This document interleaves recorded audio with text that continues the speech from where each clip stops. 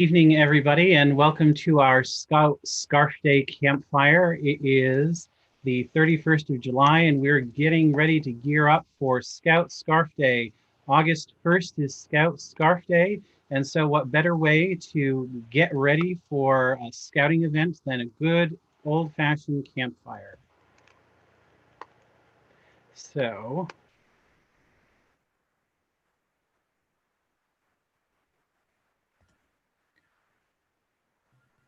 we're just going to let our campfire start and enjoy the glow, because when we think about scouting and when we think about uh, the various different things that are involved in scouting, we always think about camping, and when we think about camping, we think about a campfire, because what better thing to bring us together than a campfire? A campfire can be a place for us to gather around as scouts and scouters, to kind of debrief, to go over what has happened, or to tell a story, be it a scary story or maybe one that's going to tell a lesson.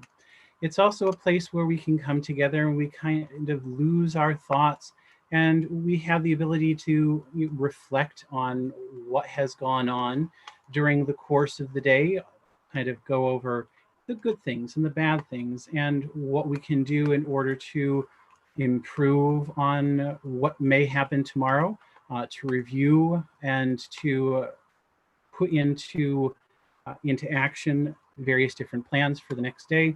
And so the campfire is the best place to come together. And when we also think about scouting, we think about scout scarves. Now, when I use the term scout scarf, there are a number of different terms that we can use. We can use scout scarf, we can use necker, we can use neckerchief. It depends on your location, but it is that piece of cloth that we put around our necks. And just as much as a campfire is synonymous with scouting, so is our neckerchief. When we think about all of the different things that we see a neckerchief with, all through Cub Scouting, there are neckerchiefs for each of the different ranks, from Lion all the way up through Weeblo and Arrow of Light. Once we bridge over to Scouts BSA, there are all sorts of different neckerchiefs that a scout can get, from the troop neckerchief to a neckerchief that they make, to all sorts of different event neckerchiefs, whether it's a jamboree or Philmont Scout Ranch or Sea Base, Northern Tier, any of those places, and many other events will offer a scout neckerchief. For some scouts, their first major collection is not patches, it's actually their scout scars, their scout neckerchiefs. And so to start us off, I'd like to give a little bit of a history as to why Scout Scarf Day. Scout Scarf Day has its history beginning back in 2007. In 2007, the world celebrated the 100th anniversary of Scouting.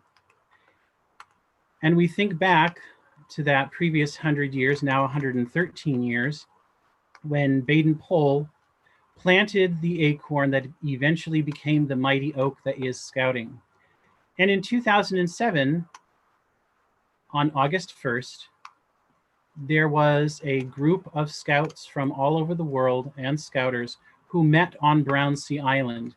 And the idea was to have an event called a sunrise service. It was comprised of a little bit of looking back as a history lesson. It also had some music and some prayer. But the idea was to think back on the previous 100 years and to also look to the future, and how what we were looking at in 2007 what had grown over the past 100 years, and how it would continue to grow for another 100 years, and so into the future. At that particular event, they gave out a special neckerchief, a special scarf that had the whole sunrise service. And from there, a group of scouters and scouts decided to put together a program that was specifically to remember the anniversary of scouting. So August 1st is considered to be the anniversary of World Scouting because that was the day that the scouts arrived in 1907 on Brownsea Island. Since then, scouts have gotten together all over the world, and the idea is to wear a neckerchief. Because this is a symbol of scouting, because this is what represents some of our accomplishments, whether it is a wood badge neckerchief or an Eagle Scout neckerchief, or as I said before, in terms of Cub Scouting, a particular rank that you have, it means something. To many people, you may not have actually, it may not be your neckerchief that you're wearing, but it was a friend. It's somebody that you met through scouting at some type of an event, whether here or elsewhere. And so it has a connection, and it shows all of the different connections that scouting creates locally and in the wider community. So that scout neckerchief brings up scouting in conversation. It allows us to evangelize what we do as scouts and scouters, talk about the program, and let people know what's going on, all of the good things that are being accomplished. So hopefully you have learned a little bit about some of the history of Scout Scarf Day, and going forward, why tomorrow and in future years it's so important to wear the Scout neckerchief on Scout Scarf Day on April 1st. It is a perfect way to evangelize scouting. It is a perfect way to have people ask questions, recruit new scouts. Oh, geez, what's that around your neck? Why are you wearing that? Oh, well, I'm a scout and I'm involved in pack or crew or troop or ship or post so-and-so, and this is what we do. And it allows us to have that conversation. So moving forward, let's talk briefly about Brownsea Island in 1907. As I mentioned before, this was the acorn that became the mighty oak that is scouting on a worldwide focus. At the time, Lieutenant General Robert Baden-Powell decided that he wanted to test out a scheme. This scheme was an idea that he had that had been developing for a number of years based on a manual that he had created in order to train officers in the military. And it seemed to work very well for the adults. And at times when he would return home to England, he noticed that boys' brigades and other groups were using some of his ideas. So he said, well, geez, maybe there's something there. Maybe I can use some of that training to help young boys and eventually young girls. And he also saw a need. In 1907, we're now in Edwardian England, and Baden-Powell saw the need for social change. He saw the need for there to be a program that helped young school-age children understand not only the importance of citizenship and their duty to king and country, but also to give them an idea of how they could survive, getting to know, the rudimentary ideas of survival, of being able to use their ideas, to use their visual perceptions and so on. So he took a group of 20, or some historians say 21 young men, anywhere between the age of 12 and 16, to Brownsea Island off the southern coast of England in Poole Harbor. And there he and one of his friends, Kenneth McLaren, as well as a couple of other gentlemen, put together a 9-day program for these young men. And the idea of this program was to test them. They were given a list of items that they were supposed to bring with them that would be useful, but they were also supposed to be put in particular situations where they would have to use their training, their ingenuity. And what they would do is first thing in the morning, 6 o'clock, with the sound of the kudu horn, they would wake up and they would prepare for the day, and then they would have a meal. There would be morning prayers. They would wash up, and then they would get to work. And there would be some type of a lesson that would be presented to them by Baden-Powell or Kenneth MacLaren or one of the other gentlemen who was on the island at the time. And then they would break for lunch. They would have a mandatory 1 hour and 15-minute period of silence. Similar to when you're at camp, the idea of siesta, although siesta does not necessarily last an hour and 15 minutes. Baden-Powell felt as though that was something that was necessary, that they would have quiet time to reflect on everything. Then they would have afternoon activities, they would make their dinner, and then they would prepare to go out on bivouac. Each patrol, there were 4 different patrols, each patrol would go out on bivouac for an evening, and they would head out and they would set up their camp. And then during the evening, Baden-Powell and some of the other gentlemen would play tricks on them and then ask them when they came back in the morning, geez, anything strange happen? Oh. The other thing that they would do is that each evening they would sit down at a campfire and they would talk about what they would be going over the next day. And it happened a couple times that what they needed in order to be prepared for the next day was a scout scarf. So even in 1907 on Brownsea Island, one of the items that the young boys were required to have with them was a scarf of some sort. And the idea was, when they talked about first aid or some of the other Kim's games, they would have the scarf there to use. So even one of the oldest pieces of the scout uniform is the scout neckerchief, the scout scarf. Interesting thing to mention, after the 9 days of Brownsea Island, the scouts, they thoroughly enjoyed themselves, but you have to remember that these were scouts that were from all walks of life, rich, poor, higher education, or better education than some, rudimentary. And that's what Baden-Powell wanted. He wanted to have an overarching group of young men to show that it would work regardless of socioeconomic status and so on. And 9 days they were on this island, sleeping in tents, all types of weather and so on. And interestingly enough, the few artifacts that actually survive when it comes to the original Brownsea Island are extremely limited. One of the reasons why they are extremely limited is, as they returned on the ferry from Brownsea Island to Poole Harbor, as they started to cross, the waters became extremely choppy, and it drove some of the scouts to eventual seasickness.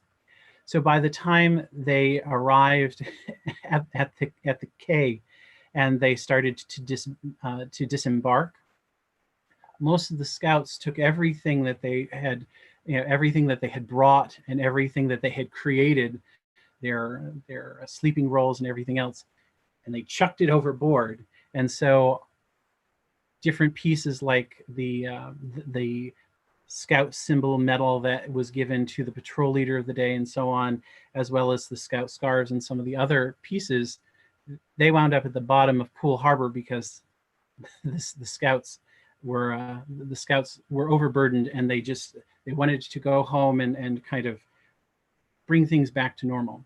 Many of those young men would remain involved in scouting in one fashion or another for the remainder of their life. And we're very lucky that this event happened in 1907, because what would we be doing now if it hadn't been for that group?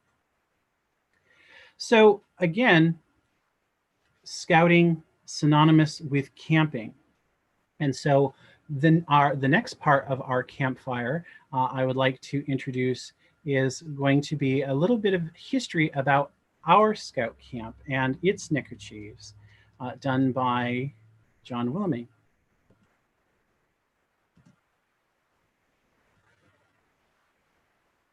Welcome to SCARF Day. This is John Willeming, Council Vice President for Program. And I'd like to talk with you about some of the neckerchiefs that have been part of our Horace A. Moses Scout Reservation, which is celebrating its 75th anniversary this year. One of the things that's really difficult about the neckerchiefs, unlike the patches, it's been very hard to keep track of the actual years in a lot of cases. So we'll give you kind of ranges on some of them, but it's much harder to say this was a particular year or couple of years when these things were done. So let us begin with a very unassuming looking neckerchief. This was one that was used at some point early on for the staff at Camp Warrenoak. So when the camp was first opened and started serving youths in 1946, purchased in 45, it was only Camp Warrenoak that was active. Mr. and Mrs. Moses and later Mrs. Moses were still living during the summer in the manor house. So that was not part of the camp initially. So we know this was a staff neckerchief sometime in those early days. The other thing that happened is that a lot of times people would create their own neckerchiefs. So the one on the left is a very intricately sewn neckerchief for Camp Warrenoak. And the one on the right was taking one of the many versions of the Camp Warrenoak patch and just sewing it on this plaid tartan. Eventually, they started creating more specific Camp Warrenoak staff neckerchiefs, and you can see three versions here. Obviously, the one on the bottom was very different.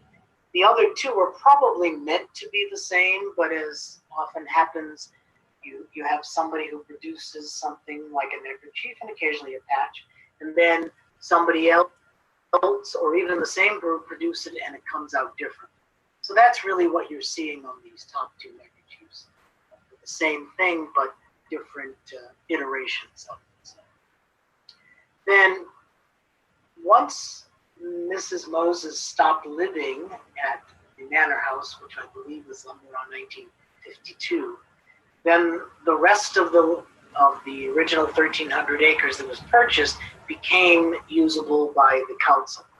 And so one of the things that happened was in 1956, Camp General Knox was opened. And it was opened as a field feeding camp, did not have the dining hall until 1966. So here is a neckerchief, and I will admit I've never seen this neckerchief in person. Kind of interesting. Jim Goldrup has this neckerchief and has sent me these pictures of it, but he's the only one I've known who've ever seen this one. But you'll see that it does say Camp Warrenoak and Camp Knox, so this has to be after 1956 at some point. So once this became really the Horace A. Moses Scout Reservation and not just Camp Warrenoak, then the Hamden Council put together these two different neckerchiefs. I don't know if there's a real distinction between them, or is it just different years when one was blue and one was red. Then in 1961, Mountown Council and Hamden Council merged together to form the Pioneer Valley Council. And so the first neckerchief that was issued for the reservation looked a lot like the previous red one, but now said Pioneer Valley Council. And then we got to this neckerchief, which is probably the one that if you go looking for old Moses neckerchiefs, this is the one that's probably the most prevalent. I don't know exactly how many years this was in existence, but I know it was for a number of years in the 60s. And it was used right up through 1969. This was the neckerchief that I got when I first went to camp back in 69. And it had been used for many years, just like the corresponding patch had been used for many years. But this was not the only one that was used in the 60s. For example, here in 1965, and again, one of the issues that we have with these neckerchiefs, those that are still preserved in their original packaging, sometimes the pictures are a little hard to, hard to see. But basically, there was a JLT, which was short for Junior Leader Training Course, in 1965, that had its own patch. And notice that it has the map of the camp on it, and the corresponding staff patch from 1965 as well. Now in 1966, I mentioned that the dining hall opened in Camp General Knox, and that's because Camp Frontier was opened across the lake, and that became the field feeding camp. And there's no specific Camp Frontier neckerchief that I've ever seen, but here is an example of one where somebody, made their own neckerchief, which again is something that was a tradition at times. And probably if more than one person made their neckerchiefs, they would look a little bit different of this. So this would have come about sometime from 1966 on. And then we have three versions of essentially the same neckerchief. And this would happen, as I mentioned, back in the early Camp Roanoke staff neckerchiefs, that you do a reorder and they come in slightly different. So here's the main design. It's got the camp map, the thistle and fire symbol that was used, and then these are the same thing, just slightly different colorings because they were reorders, slightly different color, fabric behind it, and so on. So all of the same thing. And I do know that these Troop Camping Award neckerchiefs were used for quite a few years through the 60s, maybe a little bit into the 70s, but certainly through the 60s. And then here are some other similar neckerchiefs that represent other things at camp. So you've got the top two, which were variations on the staff neckerchief, looking very similar to the Troop Camping Award neckerchiefs. And then the one on the bottom, the gray one, was JST, which stands for Junior Staff and Training. So what we today call CITs, Counselors in Training, was known as JSTs back in those days. And again, these are all circa 1960s or something. Then in 1970, the reservation celebrated its 25th anniversary. And so the standard red patch, red neckerchief, was issued in a gray for silver anniversary type thing. And you'll see that these are slightly different versions. So there might have been a reorder on the neckerchiefs that were being produced, and that's why they look slightly different. Then sometime in the 70s, and again, this is hard to pin down, here was a staff neckerchief. This particular design is a standard one from National using the Scoutmaster painting by Norman Rockwell as its main focus, but with our council name and camp name on it. So again, this appeared sometime in the 70s. This particular neckerchief corresponded with the patches that were issued in 73 and 74. And one of the things you'll notice is that it says Knox and Frontier on it. And that's because after 1970, after 25 straight years of use, Camp Roanoke was closed, was getting worn out. The campsites were pretty run down in terms of ecology and so on. And so it was decided that Roanoke would be closed for a while and then maybe someday return to it. So far, we have not returned to the Roanoke area for summer camp. There are some thoughts about doing that. But that's why this particular patch and neckerchief only say Knox and Frontier on it. Now the next couple of slides of neckerchiefs were all sometime in the 75, 76 era. And this was when we were getting ready to celebrate the bicentennial of the United States. And so the camp patch was converted to this round patch, and there's a couple of variations of this round patch. And one of the reasons it emphasizes the Knox Trail is that as part of the bicentennial celebration, Scouts and others were getting together and they were recreating the route that Colonel Knox at the time, later General Knox, used to move the cannon from Fort Ticonderoga to Boston to help liberate the city. And part of that trail, and if you look in front of the Manor House, you'll see the granite slab put there by Moses himself back in 1927, I believe, is thought to have gone through a portion of the land. Now, exactly where it went, we really don't know, but it was certainly close to the going through camp. And so the council decided to celebrate that over these 2-year periods by using the patch and then these corresponding set of neckerchiefs. So as best I can remember, this was the camper patch. This is obviously staff, and this is a special unit leader patch. Then the second year, I believe, we also added the red border around it. So this probably is 76, or it's in reverse. Again, that's what I don't remember. And here would be the camper patch and the staff patch. I do remember this white version of the patch, but again, I can't remember exactly which year that was used. But it was all in that same time frame. And actually, that was these were the last of the neckerchiefs that were issued as part of the Horace A. Moses Scout Reservation under the Pioneer Valley Council.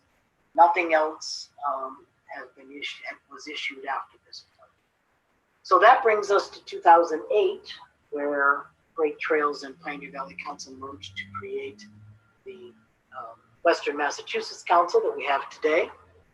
And in 2009, to commemorate the camps, because at that first point for 2009 and 2010, the council was running summer camp at both the Moses Scout Reservation and the Chesterfield Scout Reservation. And so this particular staff neckerchief was created, and you'll notice that it doesn't say Moses or Chesterfield on it.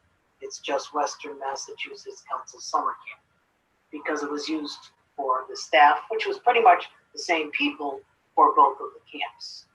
So that was 2009, and then in 2010, we have the 2010 version of that same concept, the one on the left being a camper neckerchief, and obviously the one on the right being the staff neckerchief. And then most recently, we have this neckerchief, which represents the current Moses Scout Reservation logo and Western Mass Council. And you can purchase this one at the trading posts, either at the offices or at camp itself. And this is the most recent issue of a neckerchief. Now I want to end this with just a quick look at a few of the neckerchief slides that have been used to hold your neckerchief on, because if you don't tie the friendship knot, which most of us did not do or do not do, then you need something to hold the neckerchief on. So here are some of the slides that have been created over the years. The canoe expedition, 1959. This was a special adventure program that left the camp and went off, and don't know the details, probably went on the Connecticut River, but may have gone somewhere else. So they had a special neckerchief slide made up for that. This one here is a very popular neckerchief slide from the day. And basically you would get this, and then you would go to handicraft and you could paint it yourself. And the same thing here, this foot, or boot, the bottom of a boot, this was actually, it starts out looking like this one over here that you actually have to paint yourself. And it was given as part of the award for hiking the trails. So I believe all these little symbols at the bottom are symbols for some of the different trails that existed at the camp in those days. And if you hiked all of the trails or some of those trails, you earned this award and you got this neckerchief slide. Obviously, someone named Ray painted up this slide. And then over the years, there were these two interesting neckerchief slides. This was kind of a ceramic type piece in metal. And then this one is just a simple tube to slide up. So, and I'm sure there are many other different slides that might have been created. So there's a quick tour of the neckerchiefs that are part of the Moses Scout Reservation. To my best knowledge, this is pretty complete, but you never know. There might be something out there that has slipped our attention. If you know of something, please do not hesitate to contact me, John Willimane, and would love to hear from you.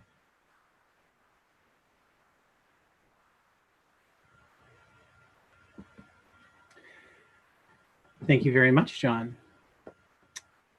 2020 has been a challenging year, and I suppose to say the least.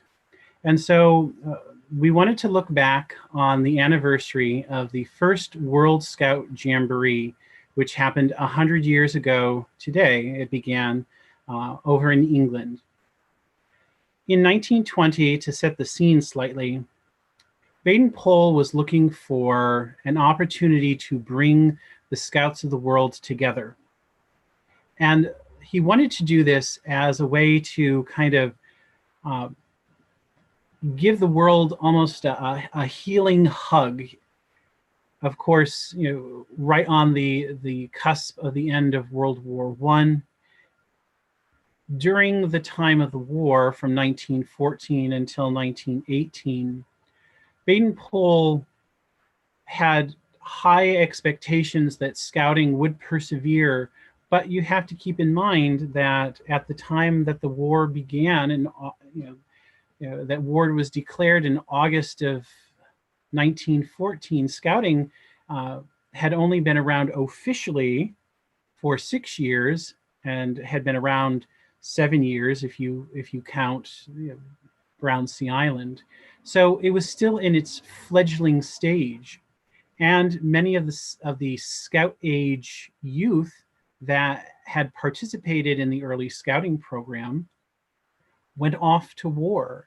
And as 1914 morphed into 1915 and 16 and 17 and so on, and the casualty rates from all over would come back, Baden-Powell found it very difficult to keep things positive, but he knew that if there was one thing that the Scouts could do, it would be to show the world in one fashion or another that they could come together and do this peacefully and show that scouting was an opportunity to bring the world together. So he decided to have what he called a jamboree.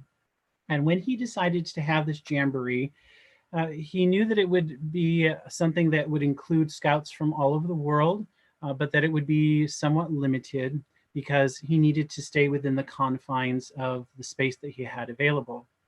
And this would be the perfect opportunity also to show what Scouts do. They would have all sorts of demonstrations. They would be able to have model campsites. They would be able to have campfires. They would be able to have activities.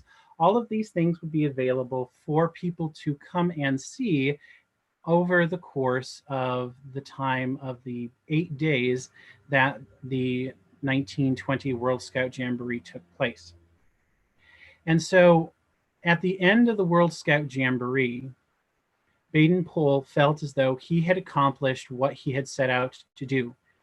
Thousands of Scouts from all over the world came together in one place, peacefully, worked together, and did what they could to show just how important and useful the scouting program was.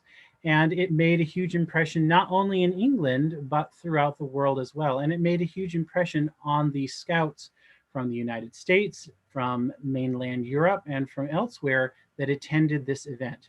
It was also at this event that Baden-Powell was proclaimed Chief Scout of the World. In an effort to bring everybody together, Baden-Powell also decided to use a song. And so what better thing to do at a campfire than to sing a song? Because there were scouts from all over the world, and not everybody knew each other's languages, Baden-Powell decided that he was going to use a song that really meant nothing. The words are not from any particular language.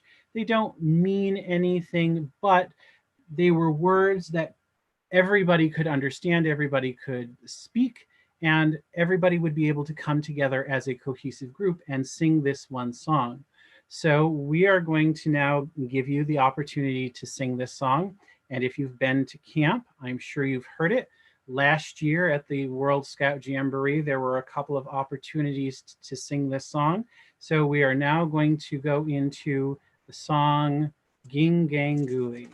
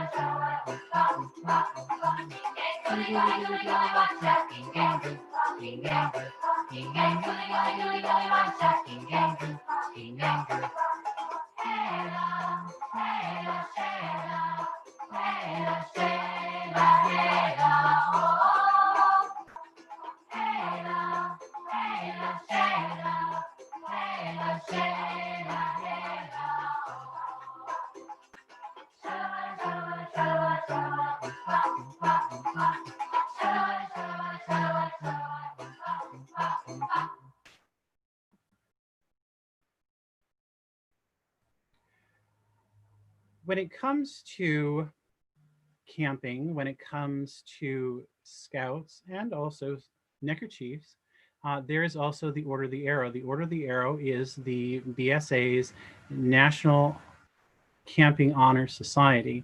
And so again, we have a short history of the neckerchiefs of the Order of the Arrow lodges for our council, done by Mr. Wilmay. Welcome to Scarf Day. This is John Willemane, the Council Vice President for Program. And I want to talk with you a little bit about the neckerchiefs or scarves from the local Order of the Arrow lodges in Western Massachusetts. So the story begins in March of 1936 when the Hamden Council created Allagagan Lodge. And this was the 83rd lodge to be created in the country and accepted. And so it became Allagagan Lodge number 83. Now, as with most of the neckerchiefs, we don't have exact dates on when these were issued. So this was the first neckerchief from Allagagan Lodge. And even though it was created, the lodge started in 1936, We don't believe this neckerchief came out until sometime in the 1950s. And as you can see, it is well worn. There are very few, I don't think I've ever seen a pristine, unworn version of this neckerchief. Then in 1961, Camden Council and Mount Tom Council merged together. And so in 1962, their lodges merged. Mount Tom's was Apponequipeta, but they chose at the time of the merger to keep the name and number for Allegany Lodge 83. So then they issued this particular neckerchief. And again, it was sometime in the 60s when this came out. This was the neckerchief that was in use when I was inducted into the OA back in late around 1969, 70, somewhere in that area. Notice that it says West Springfield, Massachusetts on it, and that's because that's where the office for the council was located at that particular point in time. Now, sometime in the early to mid 70s, people were doing some research and they realized that the name Allegany, which means he who serves in Lenni Lenape, was actually, we were using the wrong totem. It was not supposed to be the Indian with 2 arms outstretched. That the proper totem would have been one hand over the heart and the other hand extended in service. And so the lodge moved to start changing and fixing that totem.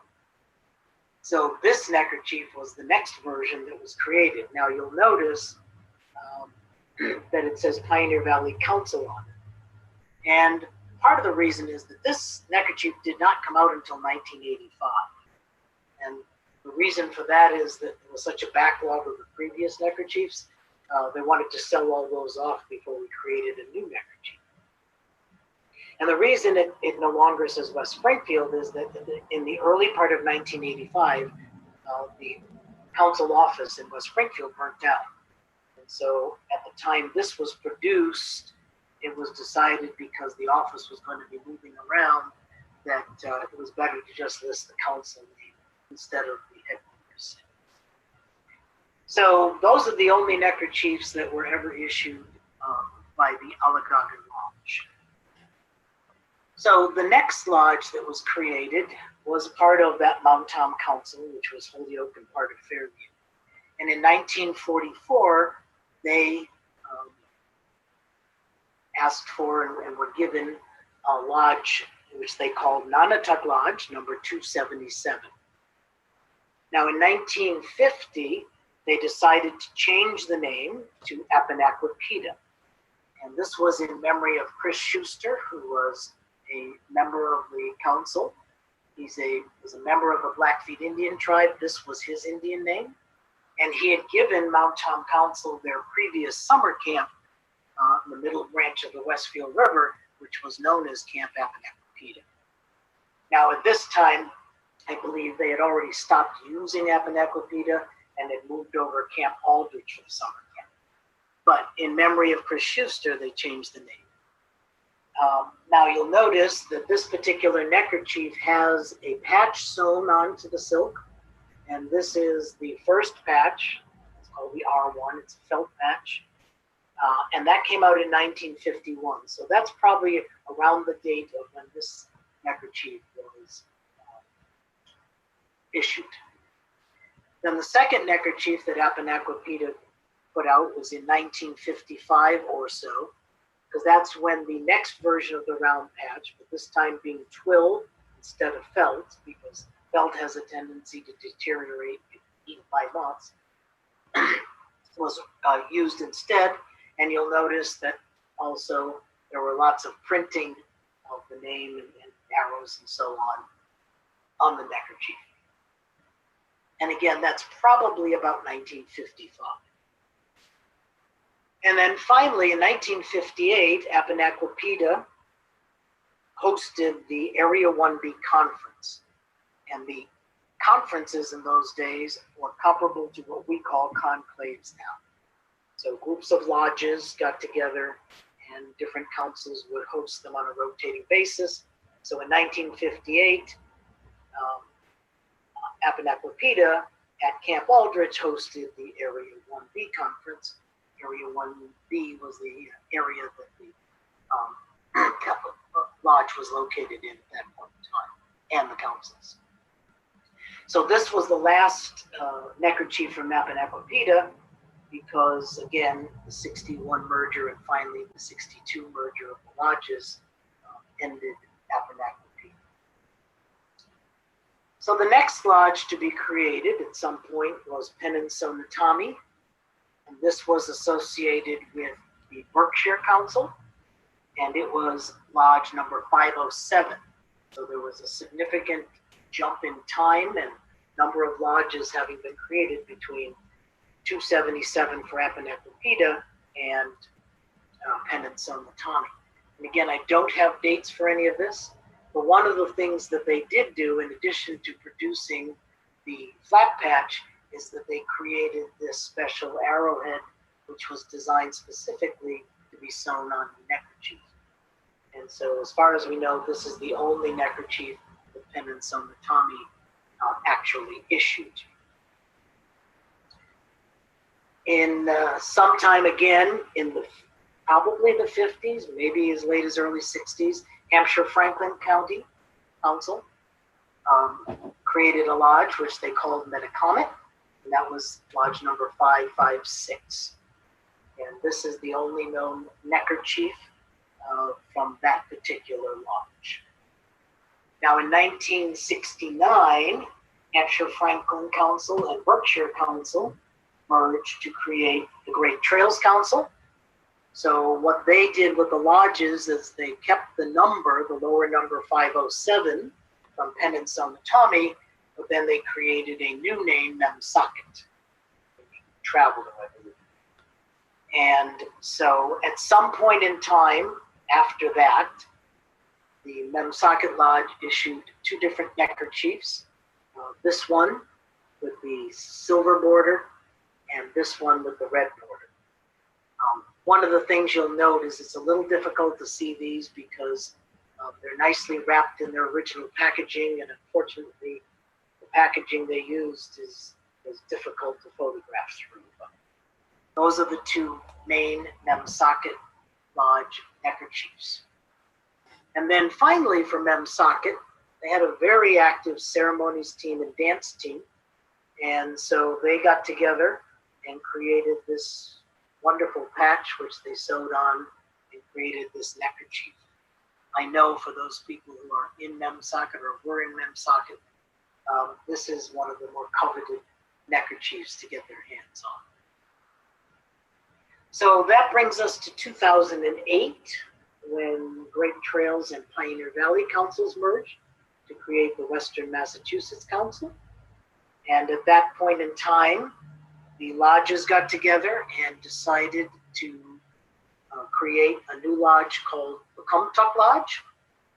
And they dropped the number. National was no longer requiring numbers of the lodges. So basically, we don't have a number any longer.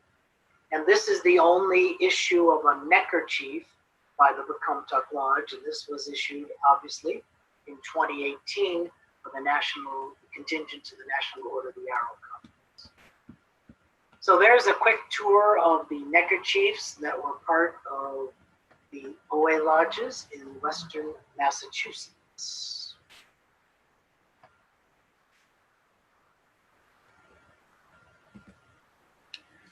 Thank you again, John, for that history.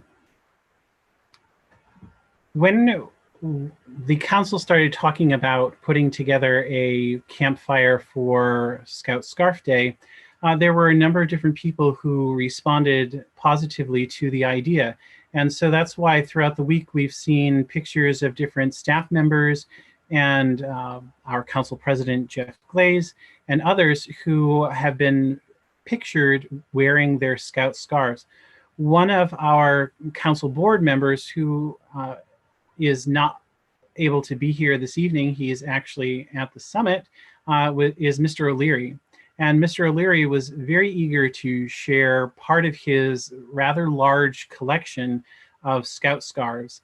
Because Mr. O'Leary has been involved in scouting since he was a youth, being an Eagle Scout and so on, he has amassed a large quantity of Scout neckerchiefs, of Scout scarves. And here we have a couple of different examples of scarves that he has collected more recently over time. So one of them, as you can see, is the Maine National High Adventure Base, which you can Scouts can still visit today, as well as his staff neckerchief from 2017. The other three scarves that are depicted here are actually scarves that Mr. O'Leary was able to pick up when he attended as a IST member for the 2011 World Scout Jamboree in Norway.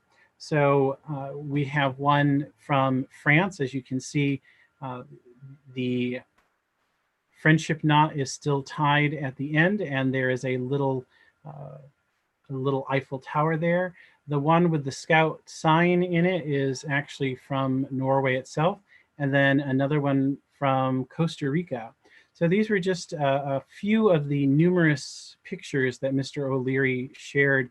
He had a number that also dealt with the Order of the Arrow and National Order of the Arrow conferences, as well as other ones that he has received either through participation in various Scout events or being an adult leader. So thank you very much to Mr. O'Leary.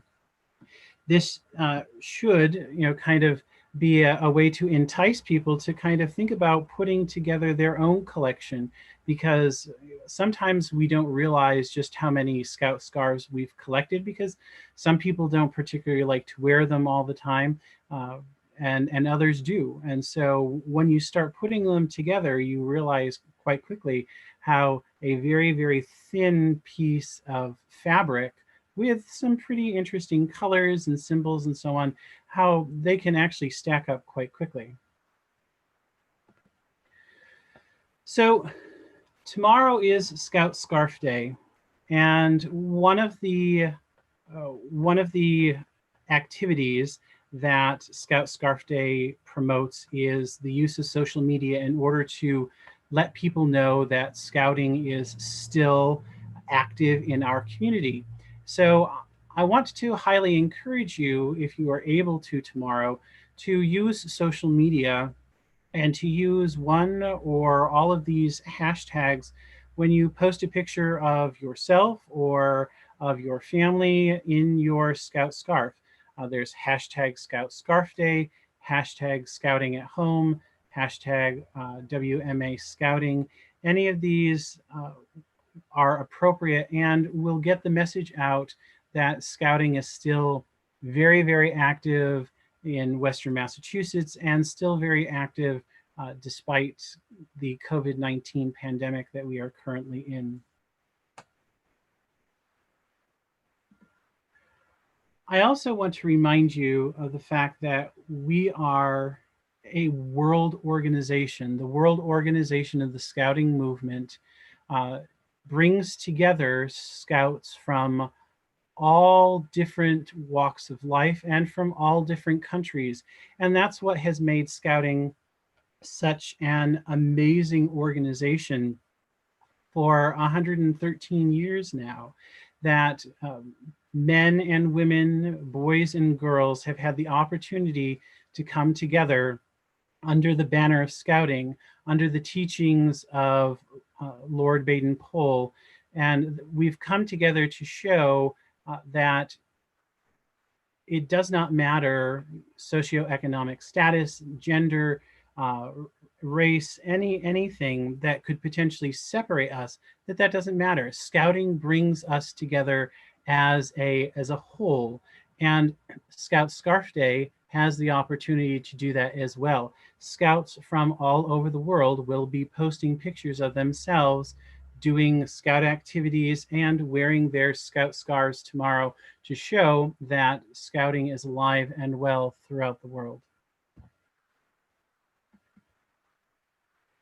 So I would like to thank everybody this evening for coming out for our Scout Scarf Day campfire. Remember, tomorrow is the official Scout Scarf Day. It is the official birthday of scouting. So if you need an excuse to celebrate, to buy some cake and ice cream, there you go. Buy some cake and ice cream. Take a picture of yourself eating it with your Scout scarf, because tomorrow is the birthday of scouting. It is Scout Scarf Day. So I thank you again for coming here this evening for our campfire, and I look forward to seeing you along the scouting trail. I'd also like to take this opportunity to thank John Willimane, Greg Williams, Art Lobdell, and the numerous other individuals who were very helpful in putting together the history of the Scout Scarves and the story of Scout Scarf Day for the